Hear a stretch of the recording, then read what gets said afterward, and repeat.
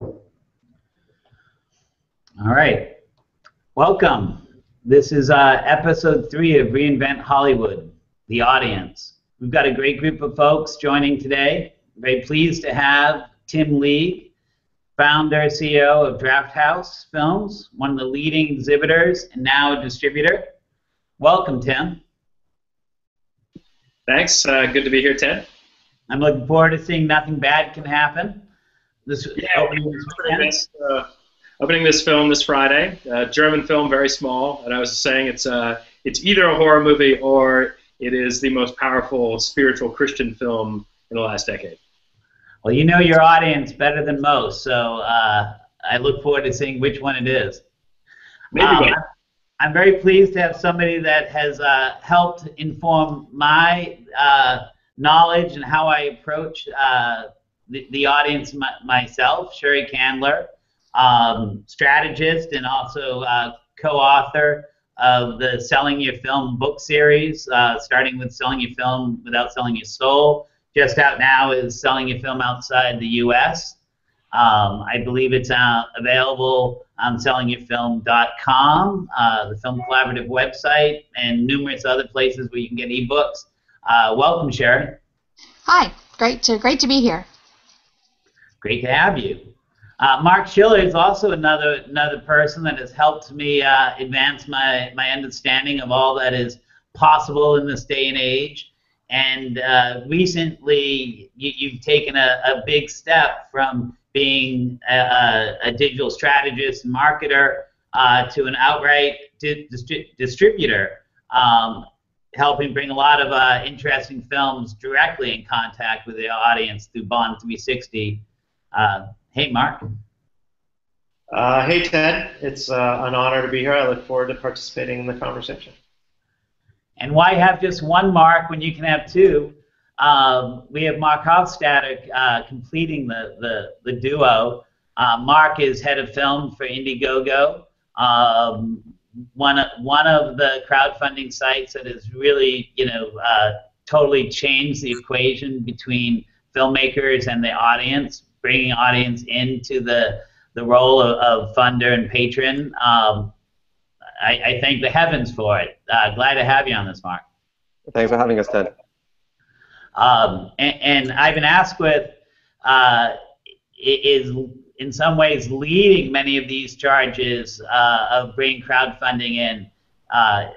Currently with Reading Rainbow, LeVar Burton's excellent resurgence of that program. Previously with Veronica Mars also.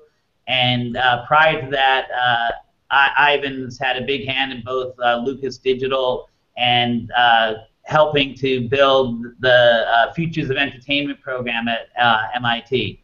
Glad to have you on. Thanks. Glad to be here. Now, the results of all this great effort is manifest in one of the more successful independent films as of late, Gillian Robespierre's Obvious Child, opening 165 cities on June 27th, I think. A little film that can, hit of Sundance, the start of a brilliant career. Glad to have you on, Gillian. Hi, thanks for having me. Yeah, we opened June 6th, but then nationwide on June 27th. Sorry for the shameless plug, but we're a little movie. Yeah, exactly. It makes all the difference. Hopefully everyone that watches this will be in the theater on that date. And a great journalist and chronicler of all that's been going on in the film space, and Thompson on Hollywood, going back to the Risky Business blog, somebody I've depended on to keep me aware of everything that's going on in the field. Certainly kind of chronicled most recently the state of the film industry with her book, The $11 Billion Year, and Thompson. Thanks for having me, Ted. All right. Thanks for keeping us all networked so well. I've learned about a lot of these people from you. All right. Well, let's solve this. It's kind of curious. I think in recent times, the whole question of what the audience is, what our relationship with the audience, has changed, the way we do business, the way we think about it. The fact that we're here now talking with each other, on this format and with others out there kind of just expresses the changes that have occurred really in the last 5 years. And perhaps you could start things off just when you look at how things have changed, where things might be headed, what instantly comes to mind in terms of the creator class relationship with the audience and the business that we all do together. Well, it's a lot more immediate, measurable. My world is in many other places now. You look at traffic, you look at where people are responding. There's a lot more immediate information. I have a great deal of tactile sense of what my readers are interested in when I get a spike and when something explodes. And so I think a lot of what the people on this panel are doing are they're innovating and figuring out ways to engage directly with the audience without having to do all of this sort of blasting of enormous amounts of marketing in this big, broad way. It can be much more targeted and niche and much more focused. I think that's exciting. Yeah, I think that's so true. When I think about the biggest changes I think that are afoot now is that people no longer need to address everyone with their work. To be in the film business used to mean you had to appeal to everybody. Now it's precisely that. We can get targeted with our audiences. I remember hearing you speak, Tim, at the Art House Convergence a couple, like 2 years ago. We had dueling keynotes, if I recall, and I was just amazed at the precision that you knew who was coming to the Drafthouse films and coming to the Drafthouse theaters, and how much you had that engineered essentially to give people what they want. Well, yeah, I think about my own personal interaction and communication online, and I've filtered out a lot of people I don't want to listen to, and I have these funnels of people that I do want to listen to, and I think that's largely true of everybody. So what we're looking at with our content is to find advocates that believe in our voice and our mission, and to expand that funnel of people, of like-minded individuals for the content that we love and we're trying to push out there. Because it used to be that I don't think a distributor would frankly, look at, something like like nothing bad can happen, or certainly you bringing back the Miami connection recently. That you've made some very bold moves and they've succeeded. The act of killing. One of the most mind-blowing films I think I've seen in a decade. It feels to me that your awareness of your audience has shifted. People used to talk about film as always selling the invisible. We didn't know what it was, and who it would appeal to. And it seems like you're moving in a much different direction. Yeah, I think there's a really new slate of tools that we have access to as marketers and as promoters. I love data. So we're a data-driven company, whether it's measuring our cost of goods or finding out demographic information about the people that consume our content.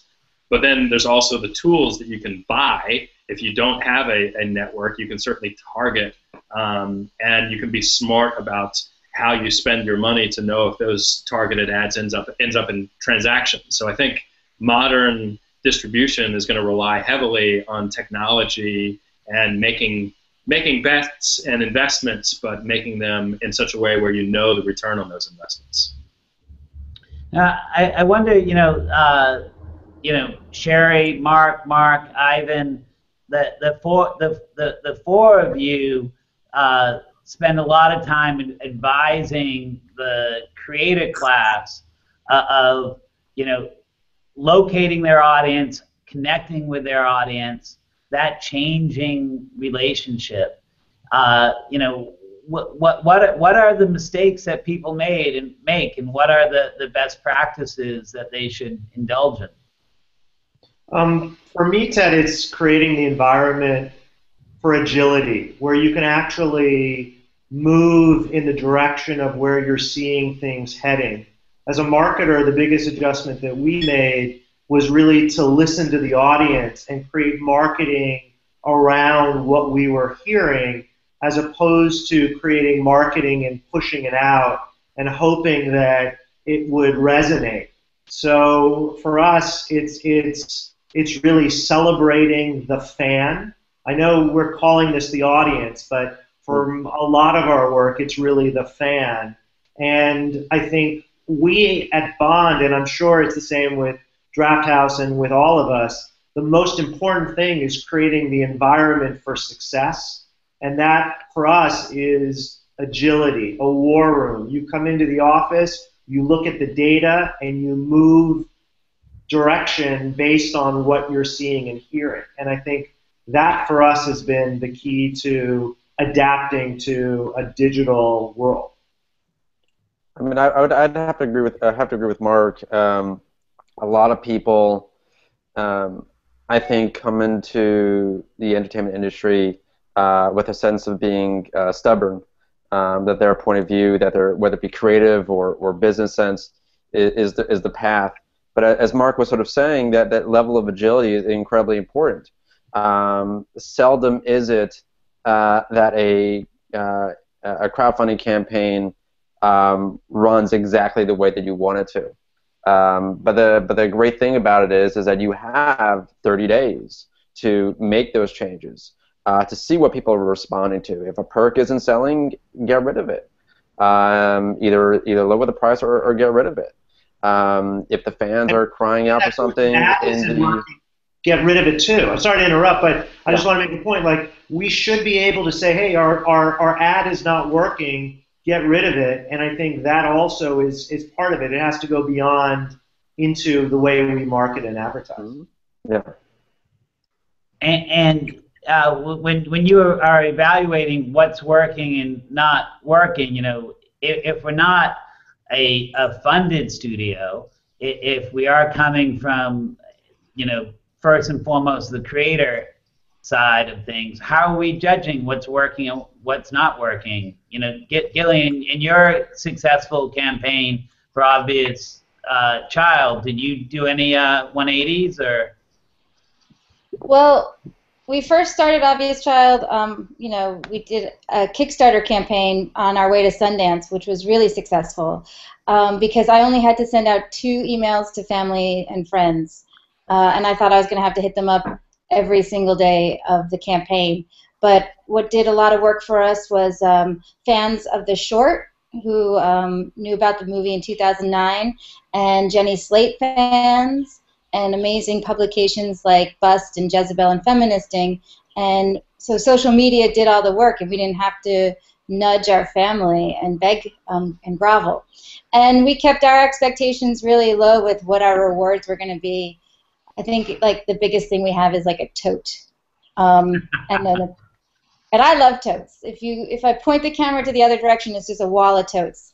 So we were really proud of the tote. And then when we went to Sundance, we had the amazing thing happen to us, which was we sold our movie. We sold our baby that we've been working on for 5 years to a company called A24. And they took over our social media, which was very nervous at first for me and my producer, Elizabeth Holm, because it was our voices and we were in control of it. But once we've relinquished the control and actually worked with A24 and listened to what they had in mind, they were just full of excitement and great ideas. And our Twitter and our Facebook and the trailer is, you know, I'm getting emails from like my parents' friends saying they saw our trailer on FX, which was it's quite incredible. So it's sort of this perfect marriage between the creator and you have to find a good marriage rather between the creator and the distributor. And you know, I think I'm starting off in this business. This is my first feature length movie, but I really feel like A24 was a good fit for Obvious Child in so many ways. Ivan, we've had many conversations about the challenges of authenticity. You know, where campaigns go wrong, how creators approach that relationship. I'm sure you've got something to add here. Yeah, I mean, it's funny. For me, I tend to think that the first place most people go wrong, especially with crowdfunding or thinking about their audience, is in thinking that their relationship is based primarily around an exchange of money, and in thinking of the audience as an audience and not a community. I come at this, before I ever did anything professionally in this space, I came at it from the vantage of an academic at MIT focusing on fan theory, and before that even as a fan myself and knowing what it was like to be a member of various fandoms. And when you're being marketed to, it always happens. I think the hard thing is, people sort of assume that it's this black and white binary where you're either saying the creator is the creator and the audience is the audience, and to break that means the audience gets to decide what the story's about, which I think is sort of just naive. I think there's a very different way to look at it where instead of starting out with, I'm the creator, I want to make this thing, I hope other people are going to want to watch it, you see yourself as someone who joins in a community of people that are passionate about the same things that are driving you to want to tell a story or to create a work of art, and you listen to them. It doesn't mean that the whole community has a full authorial hand in deciding what gets made, but I think people always know when you're seeing them as a source of revenue as opposed to a source of passion and people who are personally invested in what you're doing. And to me, crowdfunding isn't interesting half as much for what it can do financially as for the way in which it suggests that there can be an actual business model and emotional model connecting creators directly to the people who love the stuff that they're creating.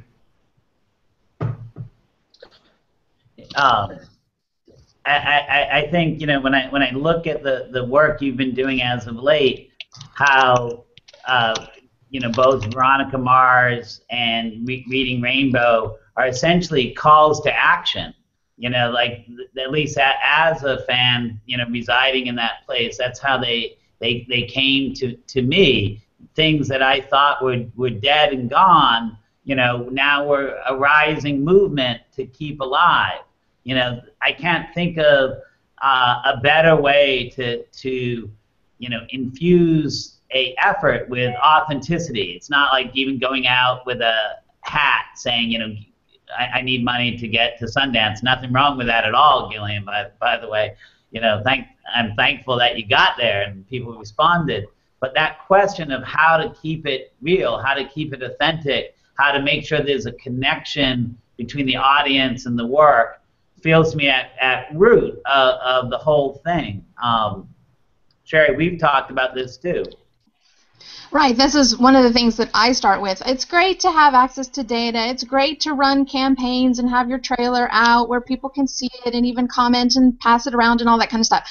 But the first thing it has to start with is the creator's mindset that they want to be part of a community. Not that they're doing this in service of a short period of time to get something that they want out of it and then they disappear off, or that they hope somebody will hire them and then they won't have to do this anymore. They can relinquish the control to somebody else and have them take over. Because then where are you going the next time you have work? You're going to start all over again. You're treating your audience as a disposable commodity that are eyeballs with wallets that you're going to engage with for a short amount of time till you get something out of it, and then off you go, and leaving them to hang. So you're not really creating a community. You're creating a short-term attention in order to get something that you want out of it, and people feel that, and you can do that. It's called an ad campaign. It's done for a short amount of time. You pay a lot of money to do it, and then when you're finished with it, they go on, you go on, and you have to pay a lot more money to get started again. This is how the studios do it. This is how distributors do it. Distributors don't have an audience for their work. They have titles, a slate of films that they're putting out, and they have to run around finding new audiences for these slates as they release them, and even further into their catalog. So that's not what I think is supposed to be going on here. Right? What we have, this tool in front of us, the internet, is supposed to be a place where we can feel things, which is always, the passive experience, but also where we can be felt, where we can touch people's lives. And we have a back and forth communication, and we share stories. And yes, there's data created around that, and we can see what people are responding to and not. But the authenticity of it is I'm going to say something first before I have any data to build off of it. And I I almost don't want you to look so much at the data that you wouldn't dare say something that might not be popular or that might cause disruption in your community. The whole reason for human stories is to have this back and forth. Otherwise, it kind of turns into BuzzFeed, you know, where we only put things out there that we know are going to get lots of people clicking and passing it around. To what end is all of this? For them, it's add things on the side so that people see ads and sell products. But as a creator, you're human, you know, and this is what this is supposed to be. You're connecting to other humans, not that we are robots, that we're looking for tools that can automate this process. This is messy. This is going to be time-consuming. I'm sorry, but there is no way for you to be a creator and say, how can I figure out how to use that without really having to use it? That's a mistake. You really have to start thinking about, how can I accept this into my process? How can I show my humanity, not just through my work, but in everything that I do that touches an audience? You have to be part of it. Want to ask Gillian a question, which is sort of similar to what she's talking about, which is basically, how comfortable were you taking on the role of being your own self-promoter on social media? This is something that a lot of filmmakers are being asked to do now, and some people are more comfortable with it than others, and I wondered how you responded to that and how you took to it. Hi, Anne. It's actually Gillian. Sorry? That's okay. My Twitter handle is GillianHardG because no one gets it right. But I think that I was perhaps misunderstood a little bit about when I said our Kickstarter felt so easy.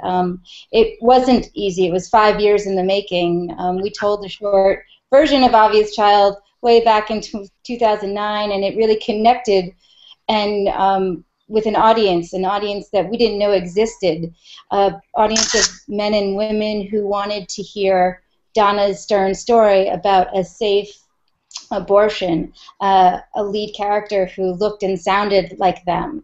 And then we went away for a really long time because it's very hard to make a movie, and it takes a lot of work, and you got to get your script really perfect, as close to perfection as possible.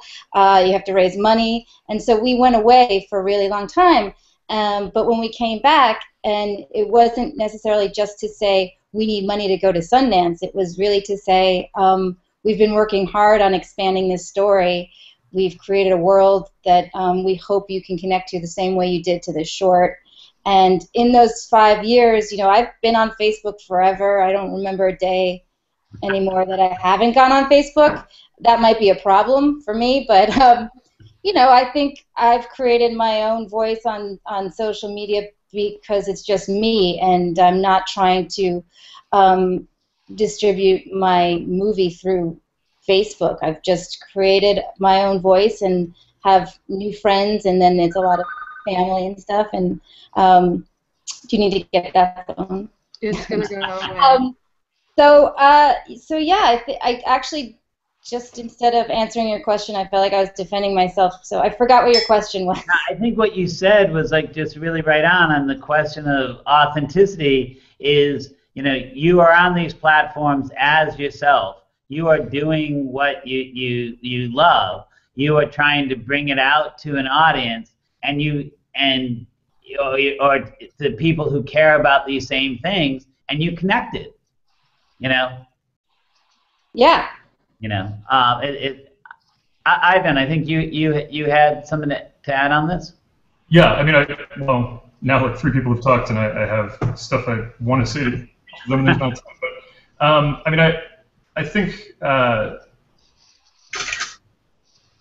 someone's clicking. I think, you know, one of the common misunderstandings is that the hard part is the crowdfunding campaign, and that it's the month where, you know, you're trying to get the financing. And I know exactly what Gillian, right? Hard G? I know exactly what Gillian's talking about. On some level, it feels easy, but, you know, on some level, it's the longest month of your life. But far more significant than that, and when I look at Veronica Mars, the success of that project wasn't how much money it made or how many people supported it. It was what happened over the year following that, where we tried to make good on and be authentic about all of the things that we had said during the campaign. And, you know, 2 things that I thought were most important is that, one, by the time the movie came out, and it came out pretty much a year to the day after the Kickstarter began, we saw two really amazing things happen. One was that the majority of people who talked about it who had been backers referred to it as our movie, and when they went out and promoted it online, or when they talked to people who tried to draft people to fill theaters with them on opening day, they didn't say, I hope you'll go see this movie that I funded. They said, this is my movie. I wanted it made for 7 years. I helped them get it made. I was there like every step of the way behind the scenes, and I know what they were thinking about and what they went through to get it made, and it's my movie. I'm going to go see my movie this weekend. Will you come with me? And that sounds like the kind of thing that a marketer would salivate, because they're, the traditional marketing question is, how do we manipulate people into having a false sense that they own the movie? But in a very literal sense, as the financiers, our backers did own the movie. And the bigger proof point for us was that the day after the movie came out and most of our backers had seen it, we had over 1,000, 2,000 messages that first day from people saying, if I had known what this experience was going to be like and I had known how satisfied I'd be with the movie, I would have given 10 times as much. When can we crowdfund the next movie? And so I'm right behind Sheri on her point, which is that it's not just how do I get through this once and treat them like an income source I can tap into and then move on now that I've gotten the money I need to do my thing. It's how do I actually legitimately build a community that's going to continue to support my work. And we had people who wrote in and said, I don't even care if you do Veronica Mars next. I will support anyone involved in this project on anything they do because I know that you care about our involvement and how we talk to you. And then the other point, to part of what Anne said and part of what Sheri said, is that my big impression is that a lot of times in crowdfunding especially, people aren't paying for what you think they're paying for. So for Veronica Mars, I don't think people were always paying to get Veronica Mars made. In fact, in some cases I know they weren't, because we got several emails on the day after we finished financing it where people said, hey, I just want you to know I gave $100 to your movie and I've never seen Veronica Mars and I don't want to watch your movie when it's done and I think a girl detective sounds really stupid. Whatever, it's your thing.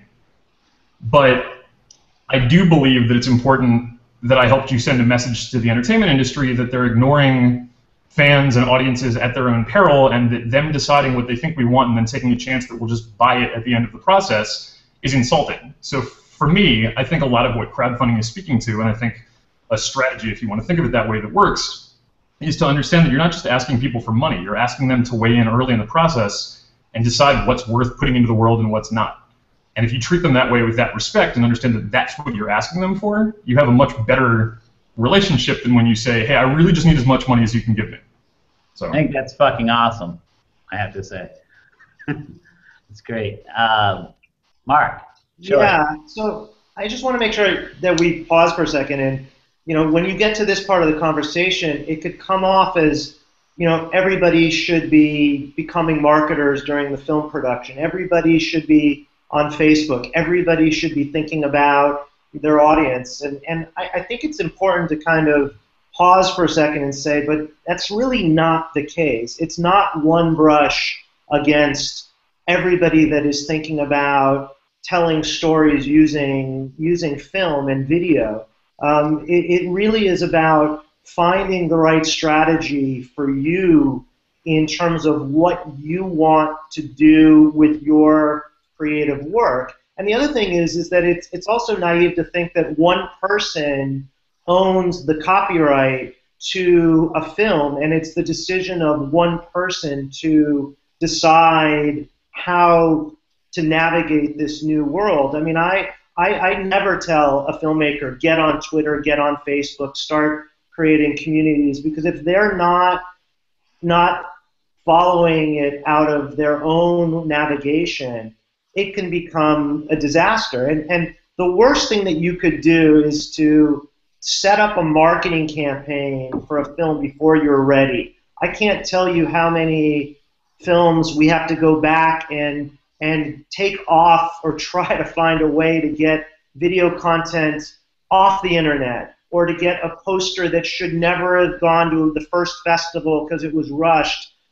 replaced with another one. And I keep telling filmmakers, you never know the film that you've made until you see it with an audience that isn't your friends and your family, and that's late in the game. And I think the worst thing that we could be doing, and I really mean we, is to be telling people that they need this additional pressure, and that is to become, the marketer. The people should become entrepreneurial for sure, but they need to figure out their own way to navigate this. And I hate when things start to sound like we're talking about the same thing for everyone, because it really isn't the case. Good point. Actually, Ted, it's okay. I just would add to that, Mark. I end up sounding like an evangelist when I talk about the philosophy behind this stuff, but I couldn't agree with you more. I would say I've advised 3 times as many directors and celebrities or whatever who've approached me since Veronica Mars not to do crowdfunding than to do it, because what they want is the money and not the community, and there are other ways to get a movie made if you've got your own vision and don't want to be trying to cater to building that. I think, and if I can chime in, I think one thing that we're talking about here there are 2 different things. I mean, if we are looking at the world of crowdfunding, and I know this is what I do for a living, so of course that's what I'm going to talk about. But right now we're talking about perhaps more established directors or films based on pre-existing fan bases, and I think what we actually need to be also talking about are those first-time filmmakers, those first-time feature directors who are putting themselves on the map, and maybe they don't have a short film like Gillian to trade off of. I would assume that if they are directing a feature, they probably do have a short or they have something to trade off of. But ultimately, they need to be able to convey who they are and what their goals are and why they're doing this to their audience, however they want to do that. I do agree with Marc that not necessarily every single filmmaker has it in them to put themselves out there in such a bold way via social media or via crowdfunding. But I think in 2014, the idea of the shy auteur is fading away in some degree, simply because we live our lives so much so online that it's hard not to have that component. I also look at the next generation of filmmakers. The next generation of filmmakers, they're millennials. They were born online. And I think to that end, we are going to see them taking a greater role in speaking with their crowd, with their audience, and having that conversation and learning from them. Not sort of dictating to them, but learning from them. Never losing control or sight of what their creative aspirations are as a filmmaker. But I really do think that in the case of millennials, the idea of being that sort of shy auteur just isn't going to exist. I love this idea of the shy auteur fading away. But some people are they are shy, and so they have to have people like Marc or other people help them. But I have a question about what do you guys think of the idea of crowdsourcing what movies should be made? The idea of Amazon Studio, which has had a sort of problem. They're doing better in TV than they are in movies, but the idea that the crowd is supposed to weigh in on what should be made. What do you think of that?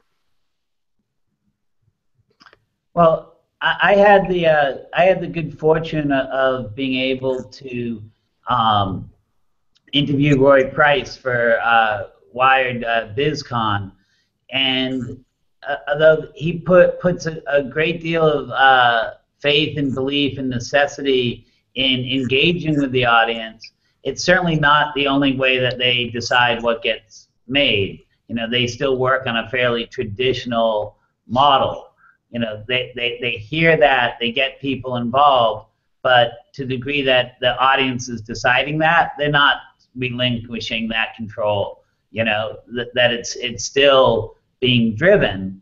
And I think that that question brings up another piece, if I may add another layer to what Anne's asking and saying, and that's really that, I've often felt that we're kind of trapped, in this March Hare syndrome, I say it, that audiences are built. They think they might get what they want, but often what really they're learning how to like what they get. And one of the things that I find so exciting about the shift, to crowdfunding, to patron culture, to the way that Tim has approached exhibition and distribution, is it feels very disruptive. I don't necessarily buy the equation that audiences these days even want feature films, or certainly want the passive experience that a feature film often is. You know, all of the social media, all of the engagement around crowdfunding, I think it's starting, you know, the growth in things like transmedia, I think it's starting to show a really different sort of relationship, you know, where people are getting confident to start to take the, you know, the line from network even, you know, to, you know, that I'm mad as hell, I'm not going to take it anymore. That they want something different, you know, that you know, whether it's, you know, testing an audience first, you know, with a short film, or not even feeling like that what needs to be delivered is the final product. You know, Marc, you talked about getting the necessity to get it right, but I also think that we're in this change where we're really shifting from that moment of analog culture where you had to reach a level of perfection to a time of digital culture where audiences are accustomed to see something in different iterations and things progressing. You know, can we do better at giving people what they truly want? Have people been able to articulate what they want? Are they accepting? You know? Come on. I just think that we have to remember that the creators have to be the creators, and that they, in many ways, know best. It's one thing to go to the crowd for marketing and distribution. That's smart. I agree with Marc. Showing the film and learning who your audience is, how your movie plays, all good. I still think that asking the audience to tell us which films to make is a disaster. Well, I'm going to chime in. Can you hear me? I switched over to headphones. Is that all good? I'm great. We hear you. Okay. So there was some media that certainly went around that referenced the Veronica Mars film and Zach Braff's film, saying, "Oh my God, crowdfunding has been co-opted by people who have other means of securing revenue to make their films, and this is the death of the crowdfunded indie film." And personally, I think that's bullshit, and I think that it's a pretty amazing tool, and there shouldn't be a barrier to anybody. Anybody could use this model to engage any type of community, and it relies upon the idea that you've built a community that cares about the product that you might be putting out there. So I think big and small, anybody that has a community has the right to reach out and say, hey, we have something we want to make. I mean, there was just recent news about the guys from Rooster Teeth shattering all records on Indiegogo because they know they've done a really good job of engaging with a community, and that community wants to eat everything that they can put in their oven. You know, sorry, I just want to chime in there real quickly. Yeah, going back to what you were saying, and I totally agree with you that I think that we're not moving towards a place where filmmakers are being prohibited from having their ideas or their films made simply because a grouping of people say, well, maybe it's not for me. I think that what I see from filmmakers on Indiegogo is that they're going to get this movie made no matter what. They have a vision, they have an idea, whether it's a documentary, it's a short film, it's a student film, it's a narrative feature. They're coming to Indiegogo because, as I think Ivan was sort of speaking to earlier, we want you to come on this journey with us. It's about the community. It's about creating a sense of a pride and ownership in a sort of tangential sort of way. But at the same time, I don't think anyone is saying that, well, if this filmmaker doesn't raise every single dollar that they want to raise via crowdfunding, that their film is kaput. And that's actually one of the reasons why Indiegogo actually offers flexible funding. Because if you're trying to raise $100,000 for your feature and you raise $75,000 from 500 people, does that mean you shouldn't make your film? No, we give you the option to walk away with that $75,000 and put it towards your film. Either adjust your budget or or use that $75,000 to leverage the $25K from somewhere else. We are living in a world where it's only going to get easier for that creative filmmaker to say, okay, I'm moving forward, because they'll feel better about what they're doing, and they'll have a whole team of people behind them. But again, going back to what I said earlier about the Shire auteur, they can still exist, and they should still exist. I was just sort of speaking to how I think this next generation of filmmakers, they won't know what it is to be shy because they've lived their entire life online. Got it. The goal of every, as a marketer, the goal of every project I've ever done is to make sure that you have the support of that core group. I mean, Kickstarter is called Kickstarter, meaning it's to kickstart it. It's not to be your total audience for your products or your movies or what have you. And going back to what Anne was saying, I mean, if the movie is good, we can't rely only on the niche to say that that's why we're making a film. If the film is good, my job is to have the film cross over into audiences that are far beyond what that Facebook follow fan base is, or what the Kickstarter or Indiegogo supporters are. And that takes real thinking about what's the positioning of the work, what's the messaging. And again, maybe I'm playing the role of kind of the hold on a second, let's not get caught up too much in get high on our own wine, because you can make a film get a lot smaller by suddenly thinking, oh, my core audience loves horses, so I'm going to double down on that audience, and realize, what does that have to do with your overall potential of your movie? And I think we're constantly balancing making sure that people are invested in the movie's success, and that definitely comes from everything that we've talked about.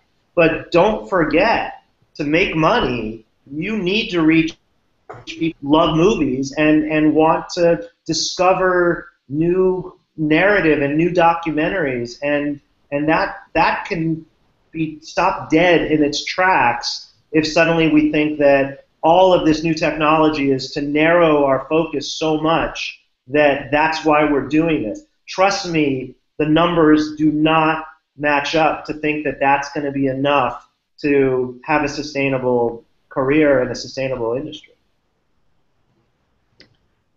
Ivan, you had something to add? Yeah, well, I had a response to Anne, but I actually, if it's okay, I have a devil's advocate question for Marc about what he just said first.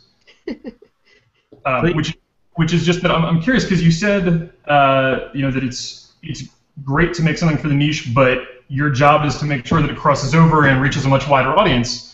And I'm not disagreeing with you, but I am curious why you say that that's your job, or why, if a movie could be economically sustainable by only catering to a niche because it's a story that would never get told for a mass audience, but holds a very deep and personal, passionate appeal for a smaller community. I'm curious about the statement that you make, which is that that's not your job to worry about doing that, which seems to imply that there are specific focuses to what movies should and shouldn't be doing, which I'm curious to hear you kind of expand on. It's every marketer's job to build from the core. What's that? What's that, Anne? It's every marketer's job to build from the core.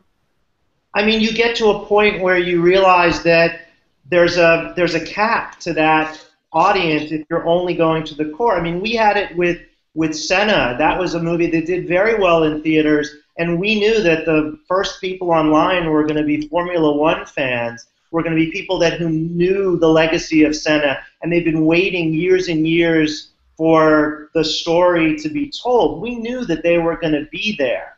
Mm-hmm. But as a marketer, as somebody who is responsible for the financials of profit, if that was who we were saying was our audience, we would have died in the box office, because it's not sustainable. We needed to figure out, how do we reach people that would never go to a Formula One film to go to see that film? And that was really our job every week, was to say, how do we not distance ourselves from those fans, but how do we expand into new audiences? And it's my job on every project to do that. I have a film now digitally on the craft of sign painting, and it's a great film if you're a typographer, if you're in the design world, and that niche is huge. The art world is huge. But you know what? I have to figure out how to get somebody who's interested in other subjects to want to buy this movie too. Otherwise, there's the full potential of what we're all doing it for is not going to be realized. I would agree. I would agree with Marc real quickly there. I had a conversation at this past Sundance with Stephanie Lane, who produced Hustle and Flow, and I spoke to her about how I went out and saw Hustle and Flow in the theater when it came out. I don't listen to hip hop. I don't listen to rap. I'm not the core audience for that film, but it was that story. It was the way that film was marketed to a broader audience that I went off and saw it. And we're actually seeing the same thing right now with Indiegogo-funded film Dear White People. Dear White People is this teeny tiny film. The director Justin Simien won the Breakthrough Director Award this year at Sundance. Lionsgate is going to release it this October 17th. And it was Justin started a Tumblr blog and a Twitter feed just to talk amongst his African American friends, to make a bit of social commentary on some of these parties that he was seeing by white frats and sororities at colleges. And within the trailer for the film came out less than a week ago, and within 4 days, I think it was, it garnered over 1 million views on YouTube. This little teeny tiny film. And the reason why that film is starting to cross over, and even the pitch video for the original Indiegogo went viral and had over 1 million views. And I think the reason why these things are crossing over is because they're not being marketed to just that one particular crowd or audience. There are finding ways to expand its reach, expand its voice. Because I agree with Marc again that, I think the ultimate goal for any film is to have the widest audience possible. But does Hollywood listen? Does Hollywood, follow suit, or will it always be indie film? That I look at, my business, the movies that I've produced, kind of historically has been about addressing underserved audiences. Yet when I go to the theaters, and it might be the movies that I choose, I still see mostly gray-haired people there. I read statistics that say that women are the #1 film-going audience these days, selecting movies, but I don't see Hollywood making movies for them. We see some good examples of Hollywood listening to the crowd, or the crowd making Hollywood listen? Sheri, did you have, you're on mute, Sheri. So I think the #1 example right now with that's blown out any of the films that we've talked about at the moment is The Fault in Our Stars, which really started from the creators putting together a YouTube channel in 2007, two brothers, the Green brothers, talking to each other and building an audience from there, and building a community around themselves, but also around the common cause of being nerds of the world, I guess. And with John Green's, one has a best-selling book, probably also with a community behind it that went to buy that book and see what he was doing from a work perspective.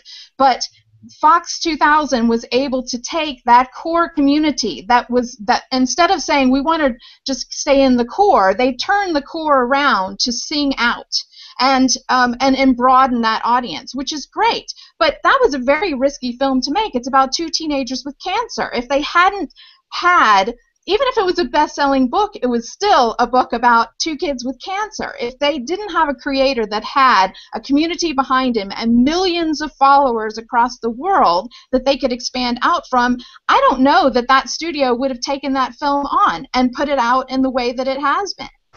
A lot of the big studio movies that are big hits with women in the lead are based on books, and the barrier for entry with books for women is a lot less than it is in big Hollywood studio filmmaking. Hollywood is neglecting women unbelievably, ignoring the stats, ignoring the numbers.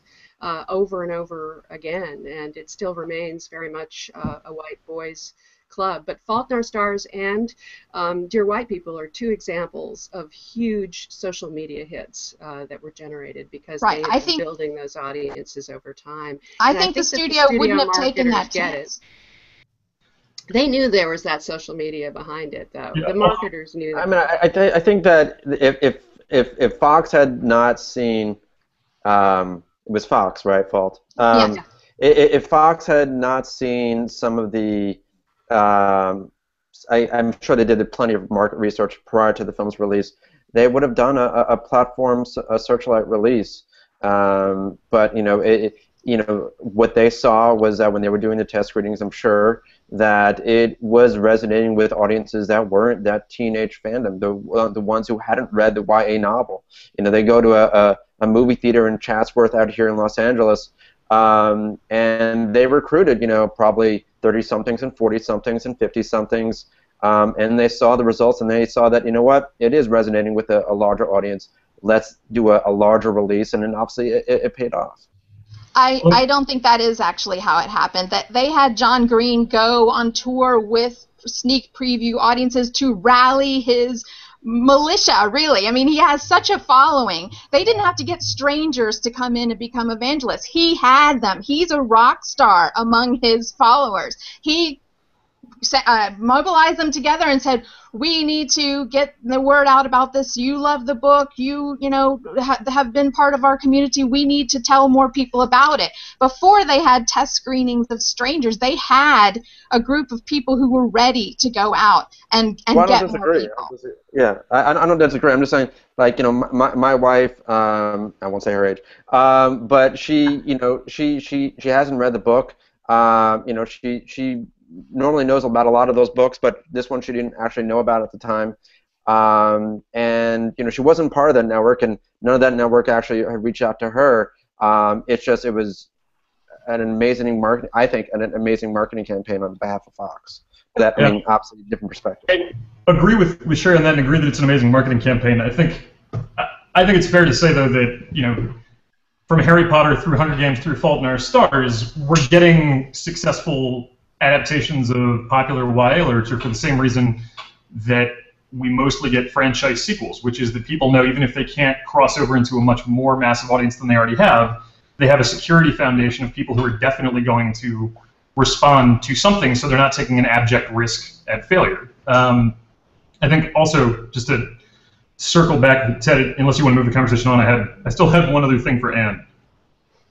It's burning inside you. Go, man. It is. Well, it's burning because I think it's kind of a good story and it might be interesting to this group. Though I'll throw in first to the two Marcs, just to button that last conversation also, that Marc Schiller, I think your last phrase, that the full goal of what we're doing isn't realized if a movie doesn't reach the broadest possible audience, and Marc Hofstatter, that you think the goal of every movie is to be seen by as many people as possible, I think is true definitely from a finance or business model marketer perspective.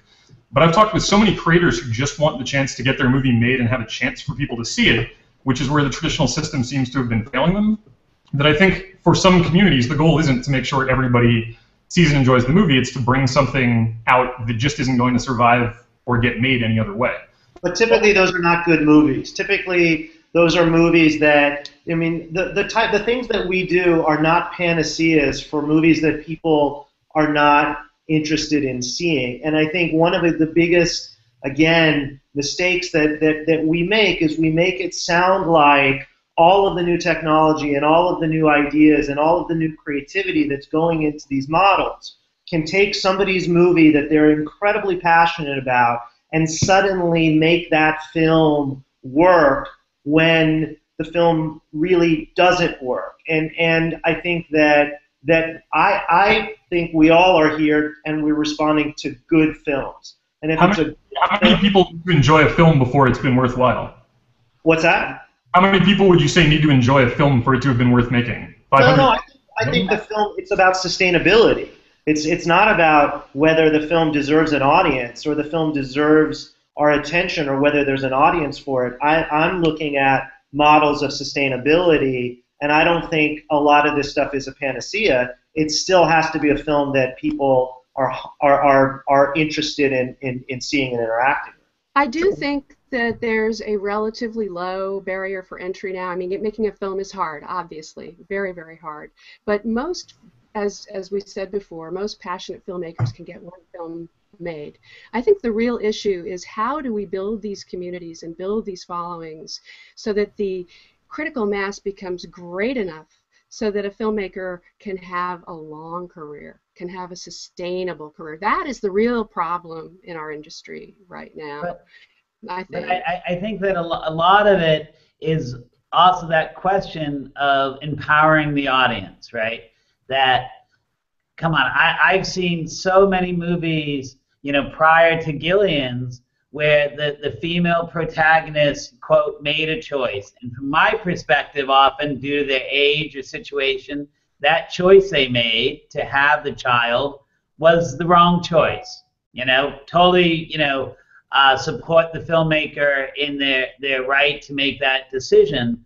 But in some ways, I think that, you know, I'm not going to speak for you, Gillian, but you know, if you didn't have the crowd support to know that this story was something that you wanted, could you have had the strength and courage to get the movie made?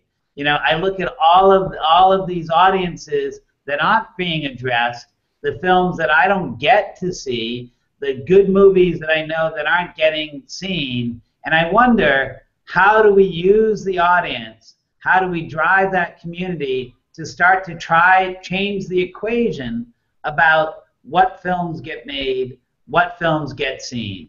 How can the audience take matters in their own hands? What are the experiences that you've seen of new practices to bring new work to people? I love the idea that crowdfunding is not just about getting movies funded, but determining what culture gets told. One of you said that. I like the idea of VHX as a new model. I like the idea of filmmakers being able to put all of their work in one place and engage with and build their communities in one place. What do you all think of that? Marc, you're basing a business on that, aren't you, Mr. Schiller? Yeah, but it looks like Tim. Tim, do you want to go for it? Yeah, I'll mention something, and a lot of people know this anecdote, but there was a film that we actually put an offer in to buy out of Sundance, which is Indie Game the movie, and there's a really, really well fleshed out case study on the distribution model for that film, and you know, we're a small distributor, and quite frankly, our minimum guarantees are not the greatest in the world. We're very passionate about our films, but we don't usually spend too much money on our upfront guarantees to the filmmakers. And they weighed all the options. They had worldwide rights on their film, and they decided that the sum total of what they would get by selling foreign and selling U.S. Was not going to be as much as they could do by leveraging their community that they had built up to make the movie and the digital platforms that exist worldwide. So I think there's a couple of platforms that they leverage. They leverage a lot, including VHX, and they released DRM free for the most part. But they engaged with the Steam platform, which is, you know, a worldwide distribution network for gamers. So because this had a gaming platform as its core, it's a documentary about making independent games. And another platform called Humble Bundle, which also releases worldwide. They're able to take what is incredibly niche content that may not cross over too strongly, but they were able to mobilize everybody worldwide by not parceling out their movie and thinking about the digital platform as the world and not the United States. And it was a huge success for them, and something of a roadmap for filmmakers to at least understand what you do gain by not selling off foreign and being able to take advantage of emerging digital platforms that sell worldwide as opposed to just the U.S. Yeah, we've seen that. I mean, I think that my response to this is to make sure that we look at it as, you know, not an either or, but really looking at both. I mean, I want our films on iTunes. I want them in Amazon. I want the marketplace to do what a marketplace does well, and that is to give the film a large audience of people that are looking to buy movies and to have the opportunity for discovery. That doesn't happen when a filmmaker puts the body of work on a website, because we need a pre-intent. We need to know, through Google search or through a friend saying, hey, there's a great movie, you need to go to that website and then find it and seek it out. Where with Netflix or iTunes, you might discover the movie based on a lot of things, and I want those people too. So I think that it's about a strategy that leverages both. What we're seeing in the work that we're doing with VHX is that there's a core audience that wants more than what they can get from an iTunes transaction or an Amazon. They want the extra 45 minutes that the average person might not want, but they want it and they're willing to pay for it. That's where VHX becomes very valuable for the filmmaker, because suddenly they're able to sell the same film for 5 times what Google or Amazon will sell it for. That's a great model for that core fan. When you add on merchandise, if the film, not every film has the ability to have merchandise, but if there's a book, if there's products, then the model even gets better and better. I think that for us, hearing the feedback, I think that for us it's about continuing to experiment and continuing to see how far we can push it, and to continue to make sure that we don't just do one thing and then replicate it over and over again. I just love the idea of filmmakers getting all their rights back and being able to have people go to a place and click and get what they want. I still think the studios should have all their films available the way Warner Archive does. This is a mystery. So here's one thing that I'm working on, which we have it now with a few filmmakers, is to let the filmmaker, who also, by the way, it could be the actor, it could be anybody that has an audience that's direct, to be able to license the film back from the studio and pay a royalty for every sale that they can generate based on their own audience, because there's still a disconnect. The filmmaker sells a film to a distributor, is asked to support the film through their marketing, and they should. It's a partnership between the two. And then time goes on, and then they lose the incentive because they know that other than them coming off as hawking their own material, they don't want to cross that line with their fans. But if we can create a system where the filmmaker or actor can buy back the digital film at, let's say, $3 a copy or whatever the number is, package it in whatever way they want as long as the film remains the same film, sell it direct and pay a royalty back to the distributor, then we open up an incredible amount of opportunity for those people that we've been talking about for a while now to leverage their audience and see a direct correlation, but still work with the traditional models that we all need to be sustainable. I was curious, right? So a lot of folks, speak of piracy as being evident, being or generated primarily based on people not being able to get what they want, when they want, how they want, right? But still, this conversation, what we're discussing, is still primarily focused around selling to an audience. That relationship. I'm getting some feedback somewhere. And, we started the conversation by saying, one of the points was how much everyone is aware, how much the audience is aware of the sell, how they're always being sold to. And I can't help but keep thinking that the film business has done a really poor job of delivering authenticity.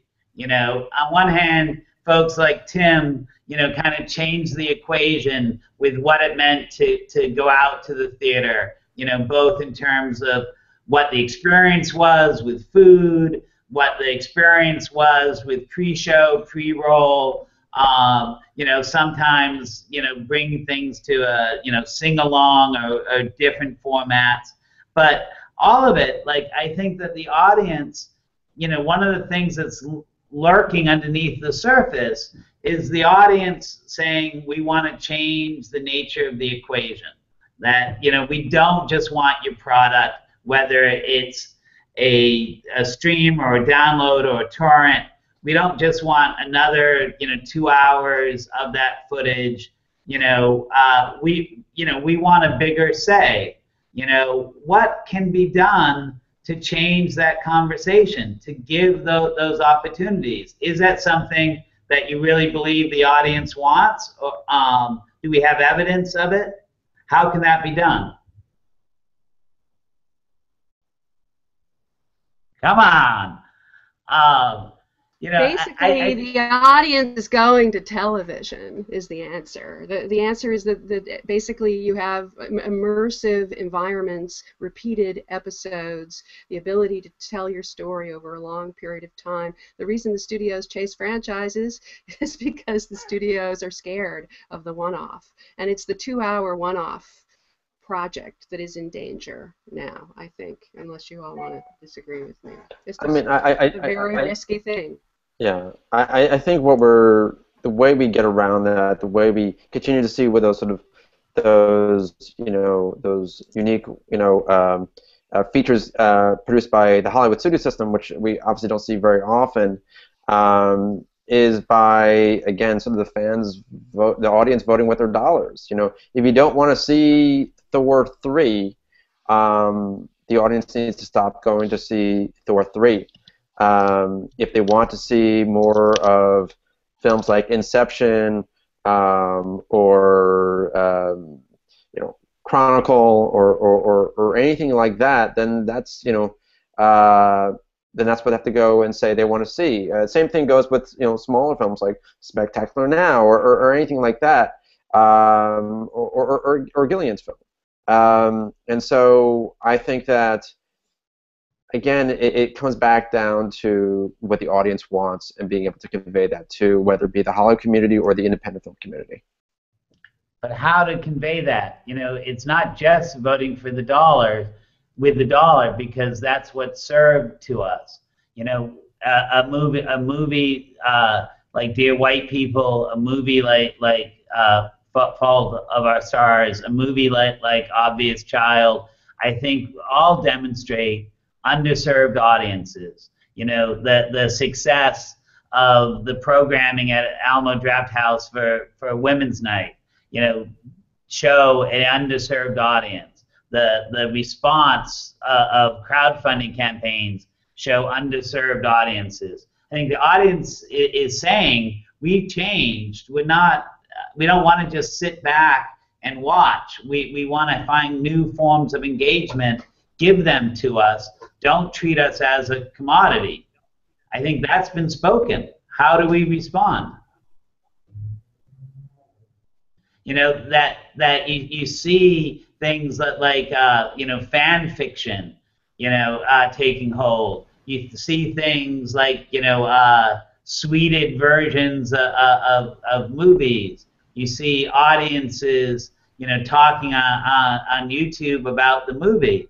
I think that folks are saying that they want to be part of the cultural conversation. And yes, the barriers to entry, have changed. People can contribute to that, but still, we're still stuck on this very basic structure of, we sell a one-off product to an audience that, basically engages in it in a passive way.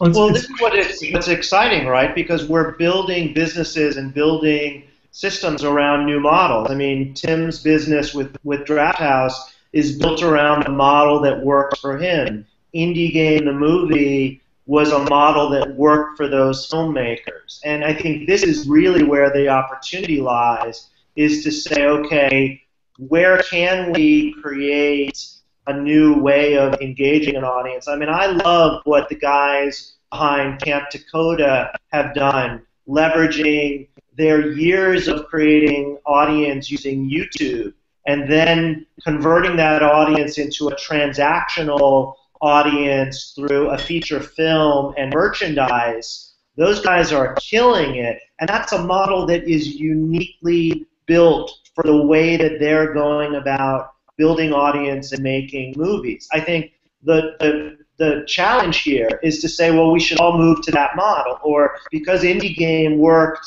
all of a sudden that's what everybody should be doing.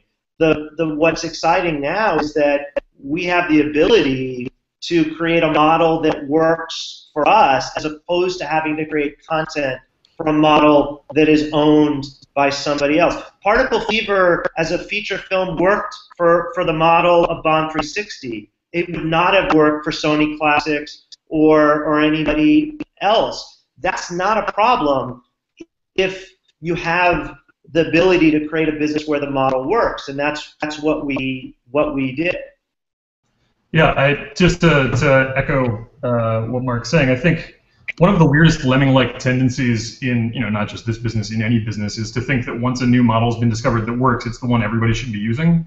I think what's kind of exciting right now is that there is a multiplicity of models which work for totally different use cases, and ideally that's sort of as it should be. I also think, to what Anne and Sheri were saying, it's funny, Ted, to your question of how to generate more experiential or longer-term engagement. It's funny, we've been talking a lot about this notion of fandom as opposed to just the audience, and I think the idea of fandom becoming a central part of business models these days, whether it's the mega franchise or a small micro hardcore fandom that supports something like Veronica Mars, is that's why I think you end up, that's why TV and episodic and serialized storytelling becomes so much more popular with the audience. It's why franchises like Fast and Furious, which go up to 6, 7, 20, 40 installments, become a thing. We talk about how people love something like Spectacular Now, but you don't talk about a Spectacular Now fandom, because a one-off story is a moment in time and then it's over and there's not more to look forward to, there's not more to talk about. Simply having something that functions as a world or a franchise or an ongoing property where you have time to get involved, to find out that other people are involved, and it's not already over once you've done that, because there's more for all of you to think about in the future. Even if the creator doesn't program something specific, I think it's easy to assume that everybody in the audience wants hardcore engagement, when in fact my experience in marketing for entertainment was that maybe 3 to 5% of the audience actually wants any hardcore engagements, and another 20% maybe wants to watch everything they're doing and not participate, and then if you're lucky, another 60% pays attention casually to everything that's happening with that 3 to 5%. I have friends who run an agency called Campfire in New York who talk about it in terms of what they call skimmers, dippers, and divers as the model of kind of entertainment engagement. But even when you don't deliberately come up with stuff, fans do it for themselves. Fan fiction didn't start as something that creators came up with. It started as a way of fans deciding for themselves that they wanted to stay more invested in these characters and these worlds and these premises they loved. And then, of course, the industry started figuring out how to try and respond to that or get some benefit financially out of it. But the opportunity to interact or to have an experience or an ongoing thing, I think, is to Anne and Sheri's point, it's completely tied up in ongoing stories rather than one-offs. That becomes a very big challenge for these individual movies and one-off stories. Gillian, as the creator in the group, looking at the realm of possibility, do you still see yourself exclusively or first and foremost, creating that completed story and then offering it out, or do you start to see different ways that you engage with the people that respond to your film? I actually haven't really thought about my style of movie making in that sense yet. I feel I'm a little prematurely placed on this panel of obviously like awesome indie experts here and filmmaking experts, and this is my first feature film, and it's been in theaters, which is an amazing experience to watch it with audiences. Jenny Slate and I went around for a month going to word-of-mouth screenings, and men and women coming up to us saying this is the second time they saw it, which is really the most fortunate thing a creator or filmmaker can experience. And I just don't really see myself as a franchise. I'm just a storyteller, and I'm really excited to be a storyteller now that even though women in film and working in the business is very hard right now. I worked at the Directors Guild for 7 years. That was my day job until I just recently quit. Right. To write my next movie with Elizabeth Holm, who's the producer on Obvious Child, and she used to work at Kickstarter. So we had these pretty crazy day jobs, and we're now entering the next chapter of full-time filmmaking, which is exciting. So that's why I feel like I'm sort of just listening and soaking in what everyone on this panel is saying. I'm an audience member, I'm a filmmaker, and I'm new and naive to the business in this sense. So I'm glad to have been able to be on this Google chat, but I'm just going to go out and tell the stories I want to tell, how I want to tell them. Are you going to do it in film or TV? Are you open to the other options out there? I'm going to do it on a hovercraft with a right now I'm making my next feature. I'm writing it this summer, but I do love TV. It's the one thing I devour the most right now when I'm home alone, and I have TV ideas too, but the next story just really does feel like it has a beginning, middle, and end, and it's not going to be serialized, so I feel like the film world is where it's going to be, and I'm reading the side comments, and it's so sad when somebody writes films are in jeopardy, and I know that they are, but it like rots my core because it's sad because I love going to see movies. I love watching them in theaters, and I love watching them on Netflix. Not on my phone though. And I hope that that's not going to be the same discussion we have in a year or two, that no one's going to see movies, that we're all just watching TV shows. Somebody said to me that it's called filmed entertainment now, not in that we should all just absorb it that way. Go ahead, sorry. Entertainment. I mean, Gillian, I'd be curious to know what, having gotten your movie made through a crowdfunding campaign, what have your interactions, I mean, not entirely through a crowdfunding campaign, but certainly, it was a support element. What, since that ended, what have your relationships or interactions with your or the project's fans or backers been like? I mean, do you have any sense of whether, were you to now tackle another project totally unrelated to the previous one, do you feel like there's a base of people who are invested in kind of following you to the next thing because of their investment in helping the first one get made?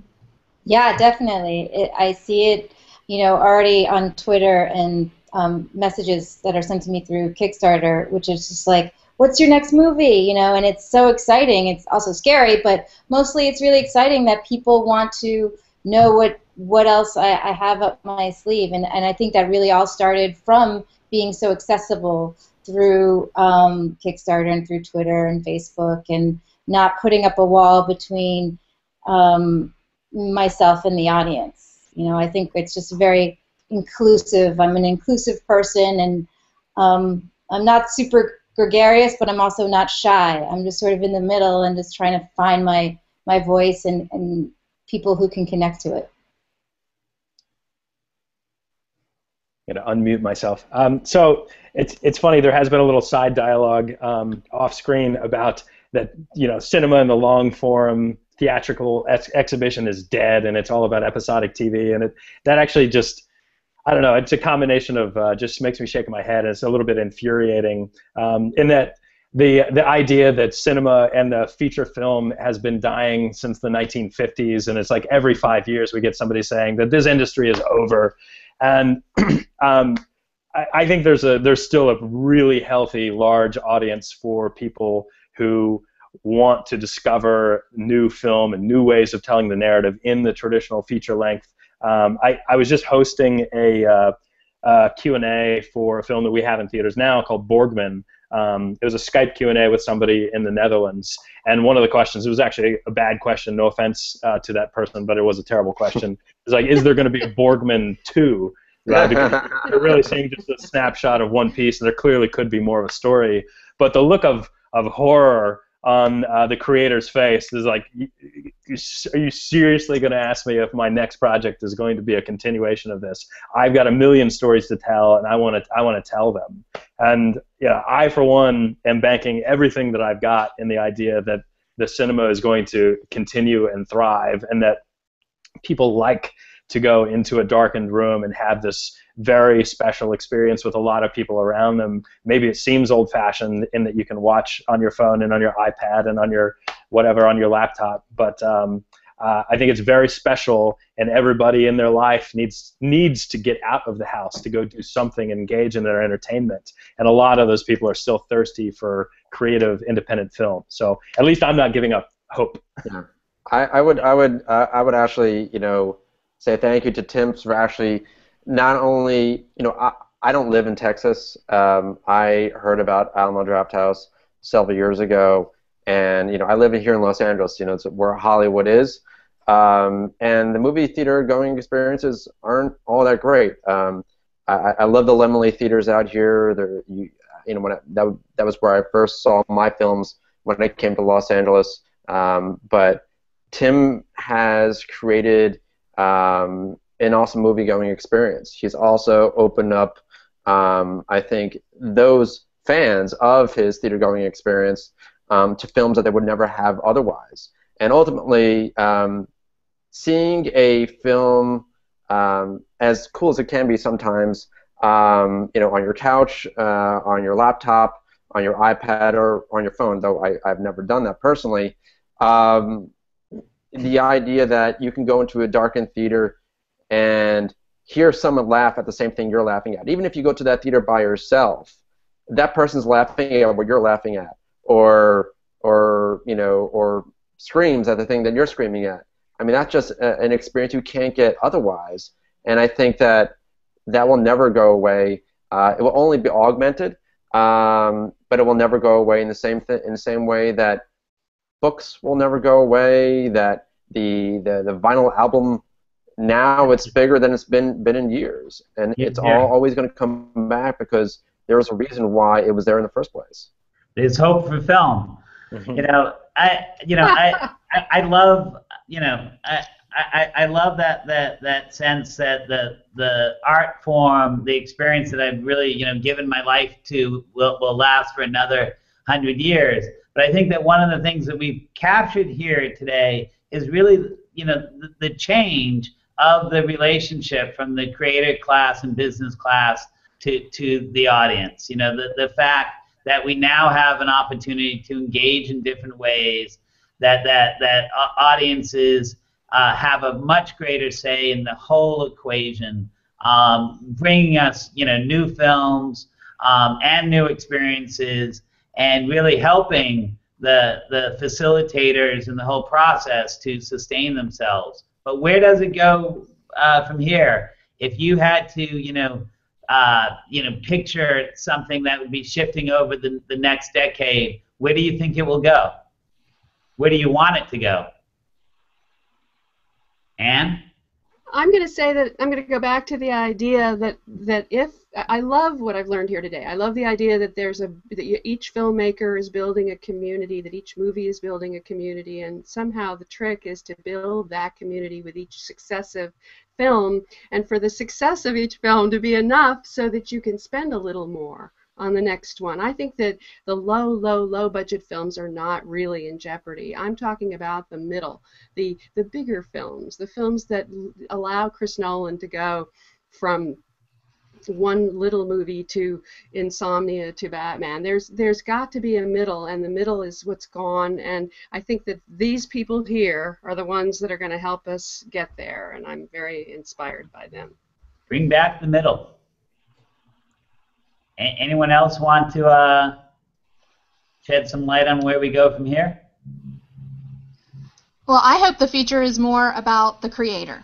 I hate the idea of selling your creation to a bigger body and then renting it back from them so that you can sell it to the audience you built. I think that's completely backwards. That you should be selling the more broader rights to a bigger entity and keeping the piece where you sell directly yourself, not having to license it back for a smaller fee and hope where you become an affiliate of your own work. I don't agree with that concept at all. I think the good thing about this is that we don't have to wait for a studio or anybody to pick us. We can go out there, we can create the work we want to create, we can talk to the audience all we want, we can create with the audience, and there are definitely more ways to do that than just doing it through a feature film. I'm the one who thinks that episodic is really the future of entertainment. That's what I wrote in the sidebar, and I do think that. I think that that we are talking about everything being online. That whole darkened theater and community thing is going to be like the live theater experience. Not everybody goes to that. You might go to it once a year or when you visit a big city, but I don't think that that's going to be the future. Not that I think it's going to die completely, just like vinyl records don't haven't died completely. Somebody has a record player and somebody has discs, but it's not everybody. Most people listen to it on their iPod or their computer or their phone or whatever they listen to it on. That's where the majority of people are going to be listening. There are going to be small pockets that keep some old technology alive, but that's not where the majority of people are going to be entertained. They're going to be entertained in something in their hand. They're also going to create with that something in their hand. And everybody has the ability to be a creator, and that's what I hope in the next 10 years we see more of that. We see people creating together and being able to reach people all over the world that they never could have before when they were inside of a system. Tim? Yeah, I'd like to also say that episodic actually works really well in a theatrical environment. If you've ever watched one of your favorite episodic TVs in a theatrical environment, it's amazing. But I do want to chime in on what Sheri's saying, and I'm full of optimism. Being a middleman in this industry as a distributor, I didn't follow up on the story of Indie Game the movie. We obviously didn't get that movie that we were chasing, but nothing could have made me happier for their decision to release it on their own and be successful with it. If that's the path that becomes more viable for more and more and more content producers, I will gladly fold my shingle as a distributor. In the meantime, we're going to try to build up a community and a network based upon our curation, and we can just be the service point for people who don't have the funnel built big enough. I just want to respond a little bit to what was said earlier on buying back the film and all of that. Sustainability is dependent on scale. Now, scale might be relative to each person, and what's scale for one is not necessarily for the other. Distributors can give a film a scale that a creator cannot. I'm assuming that A24 can get Gillian's film into a lot more theaters and in front of a lot more people than if they had done it differently. And that's just the reality of it. iTunes can get our films in front of a lot more people. And everybody's talking about cutting out the middleman and going directly to the audience. And that's absolutely the direction that we're all taking. But if you cut out everybody and you just feel like it's creator to audience, you will find yourself trying to figure out how to reach people that are not going to come from what you can do on your own. I've always been the type of person that wants 1 foot in and 1 foot out. I love Joss Whedon making some films through the studio system and some films independently distributed on Vimeo. I love Eddie Burns, who can do his own little movies, get them on iTunes, have great control and fun, and then go to do a series on TNT. I think it's really the industry that is trying to tell all these creators, go do it on your own, go do it on your own. Absolutely take control, but working with people like Tim, working with A24, working with iTunes, these guys are incredibly important, even for the people that are feeling like they need to figure out how to get more control in what they do. I think that's great, Marc. I think that's what you're responding to is really the audience saying, take control to the creators. That we're hearing that. And otherwise, I wouldn't discover any movies. I mean, I think we all want to go and explore new worlds and new stories, and we want to be taken into places that we don't expect. It's kind of like that the whole cottage industry of like autism films, feeling like, well, if you have a child with autism, then of course you're going to want to see my autism film, only to realize that the last thing that somebody who has a child with autism wants to immediately rush and do is to see a film on autism. And so it never scales, but the philosophy is, oh, well, there's this massive audience out there that we should be... Oops. Did Marc just freeze?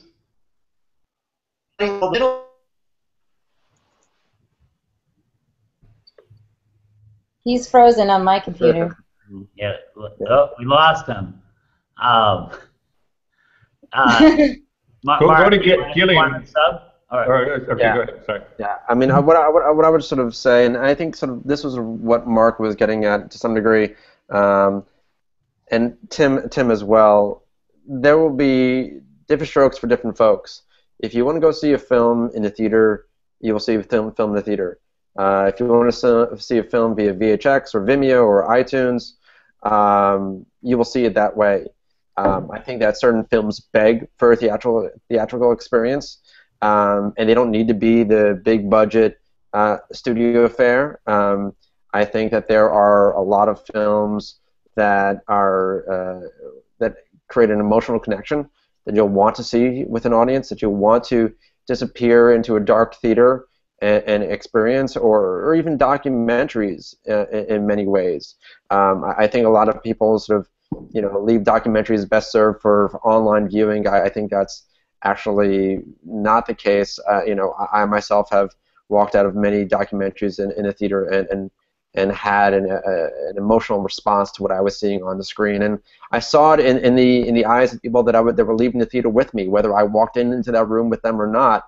They were walking out of that theater with me and joining into a discussion. Like, what are we seeing? What do we experience? And for that filmmaker who has whether it's indie game, they went with VHX, and that was something where they could directly access their audience, their fans, the people who would go see their film. But again, this sort of goes back to what I was saying earlier. I don't really play video games that much. I still saw Indie Game the movie. The goal should also to get me to see that film, and not just have the core fans and core crowd. But again, just to wrap it up, I really do think that we're not going to just see one way of consuming content, and I call it content, and I call that I sort of view that as a dirty word, but if we are going to talk about TV and web series and film, I think we're just going to have to call it content. And it's just going to be done in different ways for different people, for different reasons. Ivan? We're still on the question about the future, right? Just making sure. So, wherever you want to take it, man. Just want to go back to sleep. I tend to feel like I make a terrible futurist because I tend to think the future is so much up to how people act and how other people react to it and who's in the best position to defend their existing interests that I really don't know what's going to happen. I think everybody else has said tremendously smart stuff, and a lot of it's likely to play out. What I can say is that I know trends that I think are likely to continue into the future and that I'd love to see or would love to work to support continuing into the future. And I think that one of the big takeaways from this conversation for me is that there's not one business model. There's not even one agenda of what films should do or what audiences should do. But I do think that there is room in the future, and I think Marc's right that how it's sustainable is a question, but I think there's room in the future for models that aren't about scale and reach and are about super serving the interests of people who want something that a bigger audience just doesn't want, regardless of whether it's a good enough story or piece of content. I do think that both at the mega level and at the micro level, more business models are going to continue putting fandom and community at the center and not just in a lip service kind of, we need a community because that's all of the people who follow us on Twitter and therefore will spread our message when we tell them to and help us get a strong opening weekend. That's not what community means in my mind, but I do think fandom and community in a more genuine sense are going to become a more integrated part of business models. And I think that especially for people like Gillian with a hard G, who want to tell one-off stories in a lot of cases, I think, and this isn't a new trend, but I think it's going to speed up, hopefully. I think creators as auteurs or as community maestros or as people who are out there not just as the invisible face behind a project, but who create a body of work that people follow from one project to the next and feel some personal connection to or feel invested in the success of.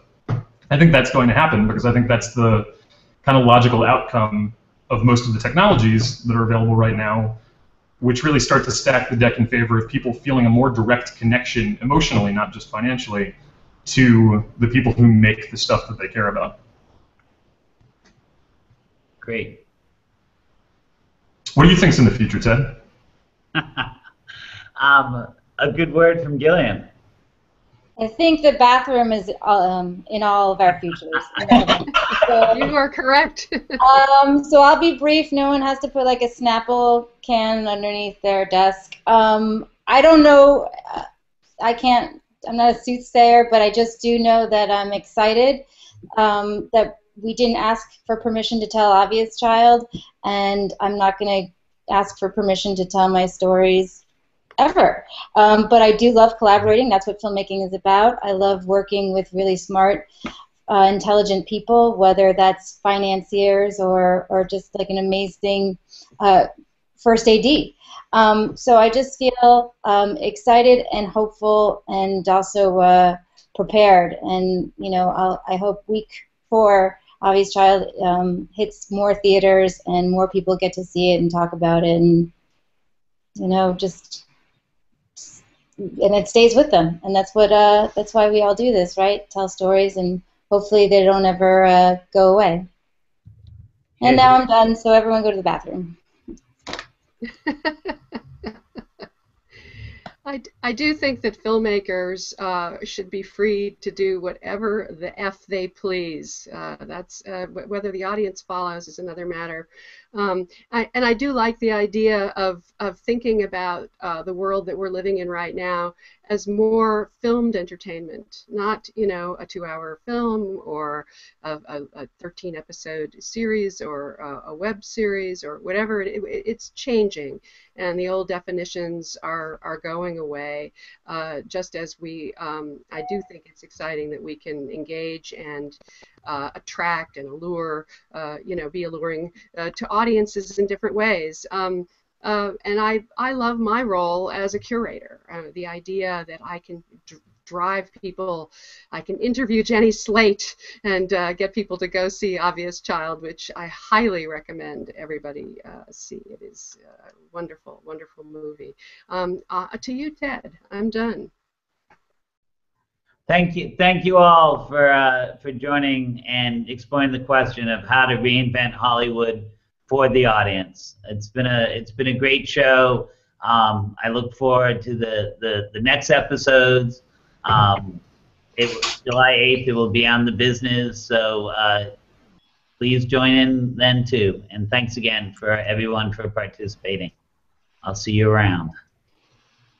Remember, do not ask for permission. Thank you. Thanks. All right. Thank you. Bye-bye.